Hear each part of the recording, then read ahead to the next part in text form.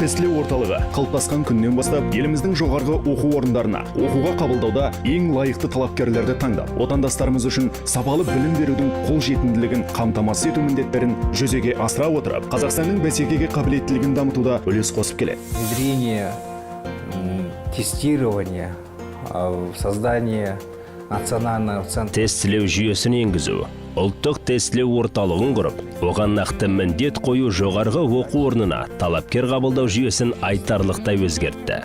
Ол анағұрлым ашықты айқын, қолжетімді әрі әділ сипат алып, ілгерілеушілікті көрсетті. Прозрачный и справедливый. На тот момент это был очень большой прогресс.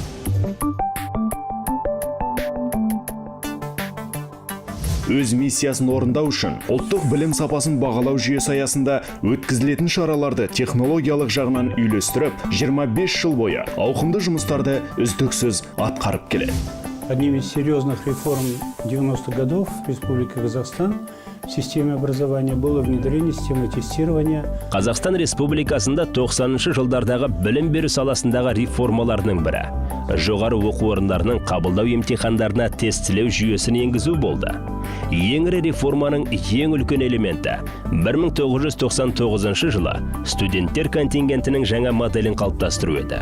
Сол жылы еліміздің барлық жоғарғы оқу орнында оқуға түсу емтихандарының бұқаралық жүйесі енгізілді. Жаңа модель ең негізгі үш нәрсемен байланысты болды. Ең алдымен, сол жылдан бастап мемлекеттік білім беру гранттары мен несиелері бөліне бастады. Екіншіден, талапкерлердің конкурстық тестілеуінің бәрін тәуелсіз орталық, нақтырақ айтқанда тестілеу орталығы өткізді. Үшіншіден, білім беру гранттардың конкурсы мемлекеттік деңгейде өткізілді. Все комплексного тестирования абитуриентов. И третьим элементом было то, что конкурс на образование. 1999 жылдан 2003 жылға дейін біраз тәжірибе жинақталды. Аталған 5 жылдық тәжірибе негізінде 2003 жылы Білім және ғылым министрлігі бірыңғай ұлттық тестілеу жүйесін енгізу жөнінде шешім қабылдады. Ол түрлі өлшемдер, олимпиада қатысушылары, олимпиада жеңімпаздары және өзге де жанама көрсеткіштер бойынша бағаланды. Білім беру сапасын бағалау көрсеткіші ең алғаш рет енгізілген еді. Сондықтан, білім сапасы деңгейін анықтауға қатысты көптеген сараптамалық жұмыстар жүргізілді. Ол кезде Қазақстан әлі не PISA-ға, не TIMSS-қа қатыспаған еді. После этого было много аналитических работ, связанных именно с уровнем, с качеством образования. В то время, тем более, Казахстан еще не участвовал ни в PISA, ни в TIMSS. Ұлттық тестілеу орталығының алғашқы жетекшілерінің бірі Исатай Сағындықов жүйенің енгізілуін былайша еске алып, жаңа модельдің енгізілуі арқылы жастарда жаңа күш, жаңа екпін пайда болды. Оларда әлеуметтік әділеттілікке деген сенім қалыптасты. Өз білімдерімен жоғары оқу орындарына оқуға түсуге мүмкін екендігіне көздері жетті. Болашаққа деген үміттері арта түсті. 99 жылы жаппай бүкіл жоғарғы оқу орындарына жаңа модель тест арқылы өту және бір орталықтан грант тарату деген жаңа модель ұйымдастырылды. Бұл жаңа модельді біздің тест орталығы бір үлкен сілкініс жасап, бүкіл білім беру жүйесінде басқа бір бағытта даму бағытын ашты. Жастардың арасында, халықтың арасында жоғарғы оқу орнына түсуге, білім арқылы түсуге сенімді арттырды. Бұл үлкен бір жеңіс деп есептеймін. Кейінірек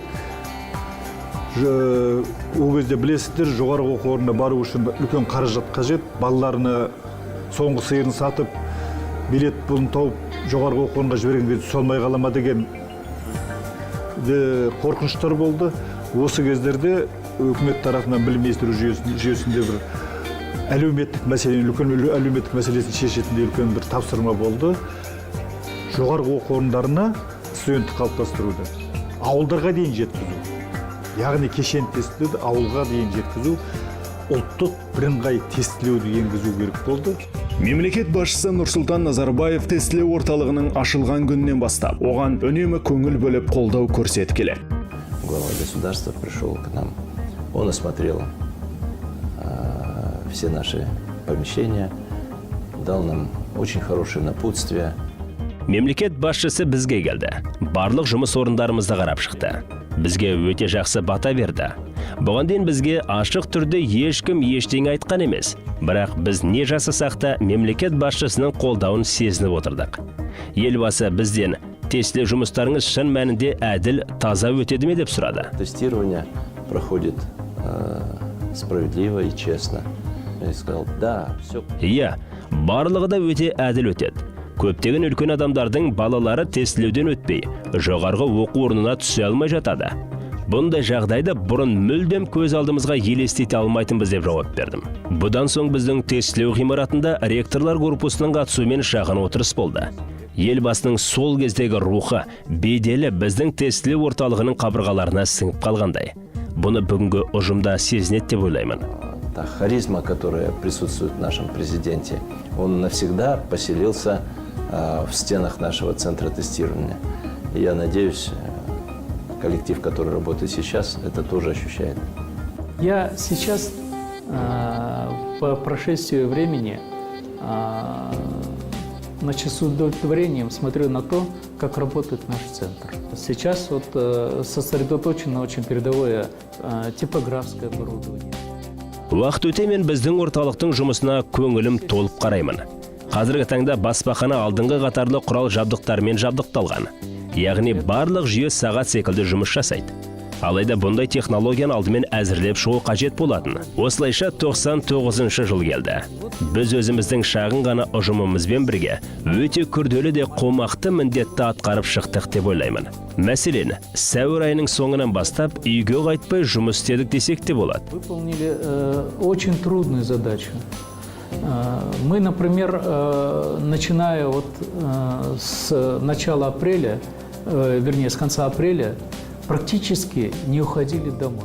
Сіз қазір жүйенің қауіпсіздігі жөнінде айтып отырсыз. Біздің компьютерді құшақтап ұйықтаған күндеріміз де болды. Оларда ешқандай желі жұмыс істемейтін еді. Интернетке қосылмайтын. Тек Шынәлі Артығалиннің негізгі компьютерді пайдалануға мүмкіндігі болды. Оның әр ізі қауіпсіздік комитеті мен менің бақылауымда болды. Бірақ ол да өз ұстанымы бар адам еді. Біз өз міндетімізді орындап шықтық деп ойлаймын. Один человек, это Шынәлі Артығалин. За ним контроль был, конечно, как со стороны Комитета безопасности, так и с моей стороны. Но он сам такой человек принципиальный. Я думаю, задачу мы выполнили. Осы жылдар бойы ұлттық тестілеу орталығы қалыптасып үлгерді. Халықаралық жобалар іске асырылды және шетелдік мамандармен тәжірибе алмастырылды. Орталық қызметкерлерінің, тест әзірлемешілерінің әлеуетін жетілдіруде үздіксіз жұмыстар жүргізілді. Задачи, которые были поставлены перед Национальным центром тестирования, они были непростые, но вот постепенно мы набирали опыт, разрабатывали новые методы, разработчики составляли... Ұлттық тестілеу орталығының алдына қойылған міндет оңай болған жоқ. Дегенмен біз біртіндеп тәжірибе жинадық. Жаңа әдіс тәсілдер ойлап шығардық. Әзірлемешілер жаңадан қызықты тапсырмалар құрастырды. Соның нәтижесінде бүгінде биік деңгейден көріне алып отырмыз деп ойлаймын. Сонымен қоса, бұндай дәрежеге жету үшін бізге халықаралық сарапшылармен тығыз байланыста жұмыс істеуге тура келді. 2 жыл бойы біз Нидерландының СИТО педагогикалық институтымен бірлескен жобада жұмыс істедік. СИТО мамандары әртүрлі семинарлар өткізді. Семинарлардың айырмашылығы оған қатысушылар тек оқып қана қойған жоқ. Сонымен қатар өздері де іс жүзінде пайдалануға дайын тапсырмалар құрастырды. Содан соң ол тапсырмалар сол еуропалық мамандардың сараптамасынан өтті. Ұлттық тестілеу орталығының тапсырмалар базасына қабылданды. 2 жылдық жұмыс өз нәтижесін берді. Орталықта 20-ға жуық жоғары деңгейлі маман даярланды. И затем принимались в базу заданий Национального центра тестирования. Вот такая двухлетняя работа, она дала очень хороший результат.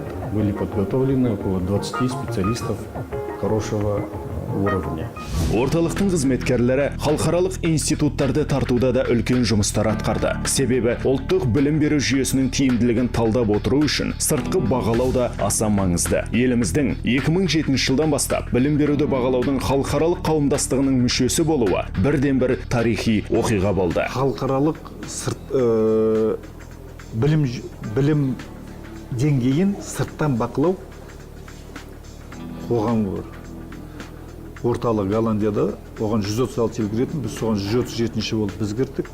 Соған кіргізуге атсалысып, Қазақстан жүйесін сол жерде танытып, конференцияға қатысып, 3-4 рет барғаннан кейін Қазақстан жүйесіне біздің жасаған баяндамалардың арқасында қызығушылық танылып, бізге осы халықаралық ұйымның кезекті жиылысын Қазақстанда өткізу сеніп тапсырылды. Ол 2 жыл бұрын тағайындалады, сол 2 жылдың ішінде дайындалып, біз 10 жыл соны Малайзияда өткен кезде мен барып дәлелдеп көрсетуге маған министр тапсырған мүмкіндік болды, қызығушылық танытып. Израильмен біз таластық, қайсы өткетіп, біз жеңіп кеттік, бізге қызығушылық көп болып, сол мамандардың барлық Қазақстан жүйесін барып зерттейміз деген қызығушылық болғаннан кейін 12-ші жылы осында осы халықаралық ұйымның кезекті отырысы өтіп, оған бүкіл дүниежүзілік адамдар келді деуге болады, осы саладағы мамандары. Бұның не үшін керек болды? Себебі біздің дипломдар тану үшін біз 3 деңгейлі жоғарғы білімге өту керек деген қағида тұрды. Оның бір шарттарының бірі қабылдау емтихандарының халықаралық стандарттарға сай болу. Сол біздіңкі сай болып танылды.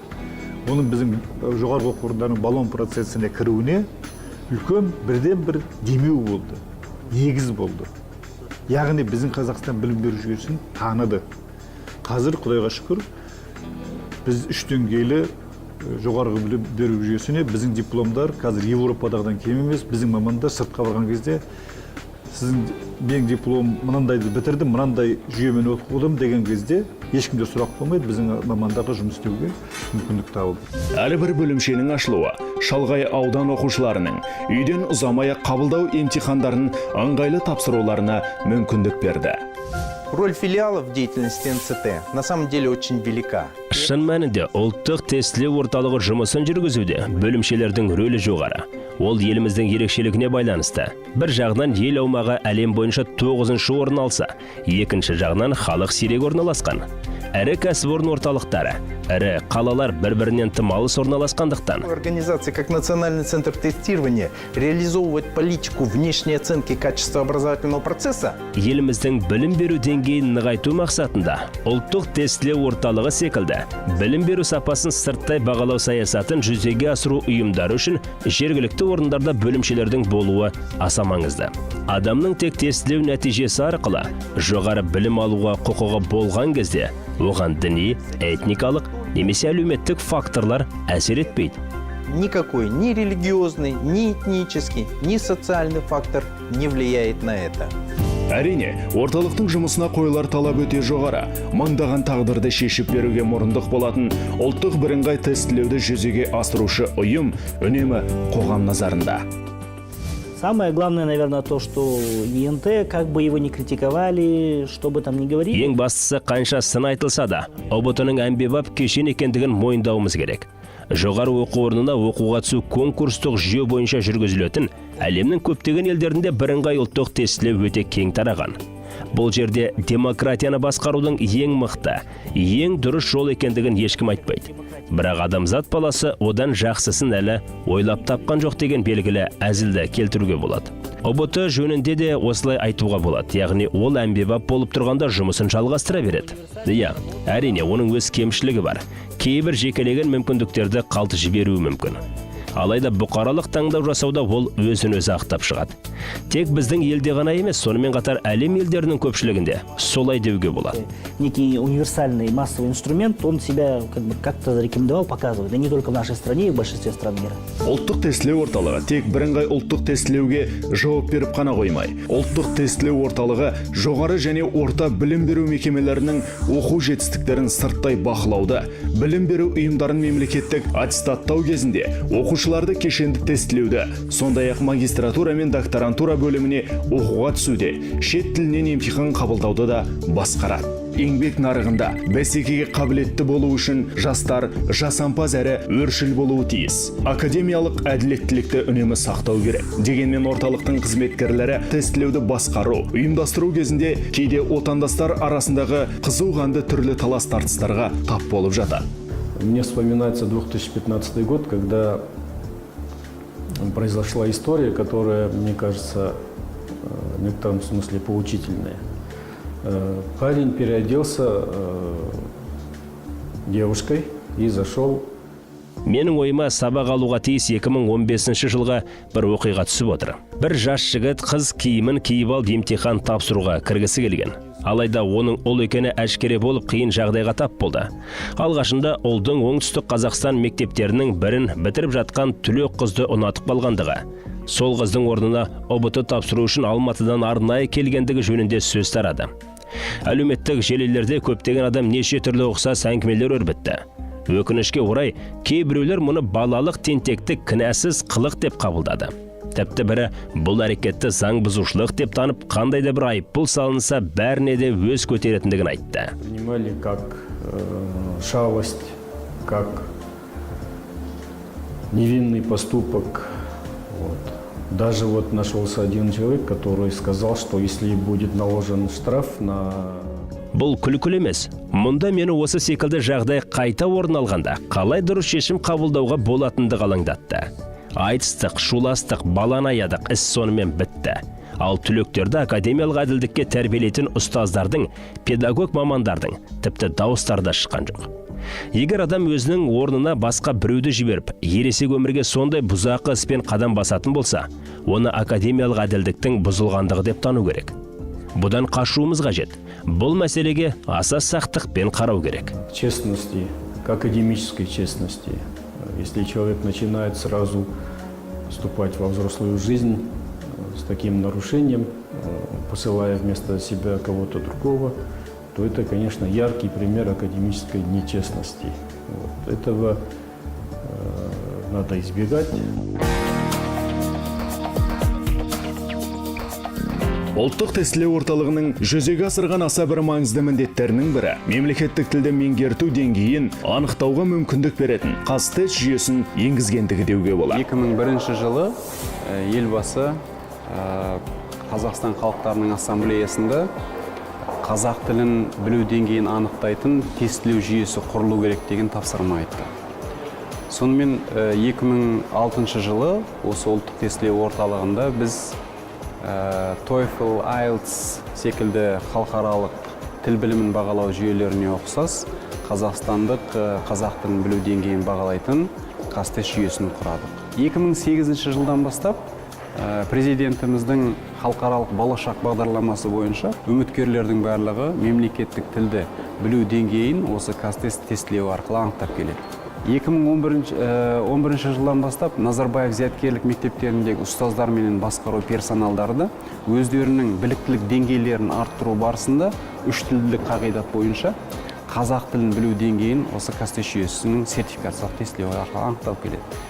Яғни тенденция бар. Әрбір өзін осы мемлекеттің ұлттық құндылықтарын бағалайтын, мемлекеттік рәміздерін бағалайтын, мемлекеттік тілді қастерлейтін әрбір азамат өзінің азаматтық парызы ретінде мемлекеттік тілді меңгеріп, соны белгілі бір деңгейде растап, қазтест сертификаттары арқылы мойындатып отыр. Ендігі біздің алдымыздағы жоспарларымыз, алдымызға қойып отырған мақсаттарымыз келесідей. Осы күнге дейін осы қоғамда мынандай сауалға жауап болмаған. Жалпы елімізде кім және қандай деңгейде қазақ тілін білуі керек деген сұрақтың жауабы болмаған. Міне осы сауалға біз жаңағы алдында айтып өткен ұлттық стандартымызға мынандай қосымша енгіздік. Мемлекеттік тілді міндетті білуі тиіс мамандықтардың, кәсіптердің, лауазымдардың тізбесін қостық. Міне осы ұлттық стандарттарды біз барлық мекемелерге, барлық мемлекеттік мекемелерге тарату арқылы қазір нормативті құжат ретінде енгізіп отырмыз. Бұл нені береді?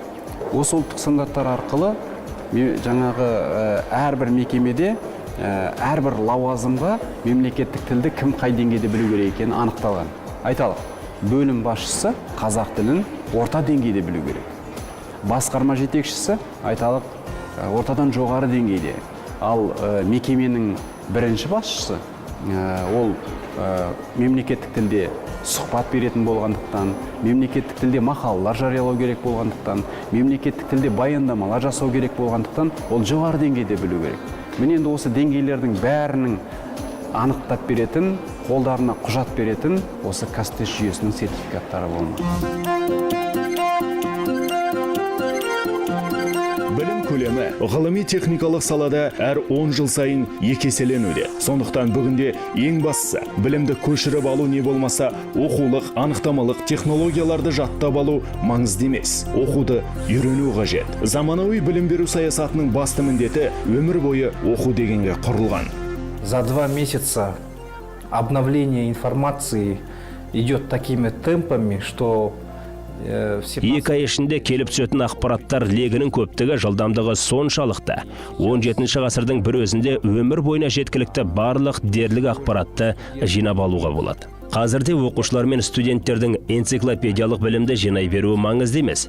Өз білімдерін өмірде пайдалана білу керек. Осыған байланысты білім берудің жаңа сатысына көтеріліп отырған ұлттық тестілеу орталығы алдағы кезеңде білім беру сапасын бағалау жүйесінің әлемдік тетіктерін танып отыруды міндеттейді. В системе образования, в системе среза, оценки качества образования и тем самым модернизировать и содержательно. Ұлттық тестілеу орталығының қызметі бүгінде қазіргі заман жетістіктеріне, ең әуелі тиімді ақпараттық технологияларды пайдалануға бағытталған. Тест тапсыруға онлайн режимде дайындалу мүмкіндігі, веб-сайт пен әлеуметтік желілердегі орталық парақшасы кең қолданыста. Ұлттық бірыңғай тестілеудің онлайн трансляциясын еліміздің көпшілігі жоғары бағалады.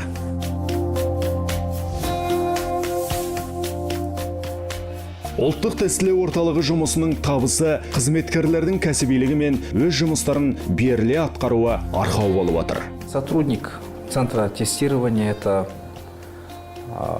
специалист своего профиля, в первую очередь, который непосредственно изучает и понимает мировые тенденции. Тестілеу орталығының қызметкерлері тестілеу саласындағы әлемдік үдерістер мен тестілеуге қатысты жаңалықтарды үздіксіз оқып танып отыратын, талдау, сараптау қасиетіне ие өз саласының мамандары.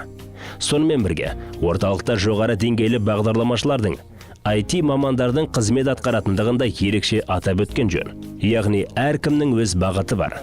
Біз 100-ден жүйрік, 1000-нан тұлпарларды ғана таңдап аламыз. Лучших из лучших. У нас практически 80% коллектива средний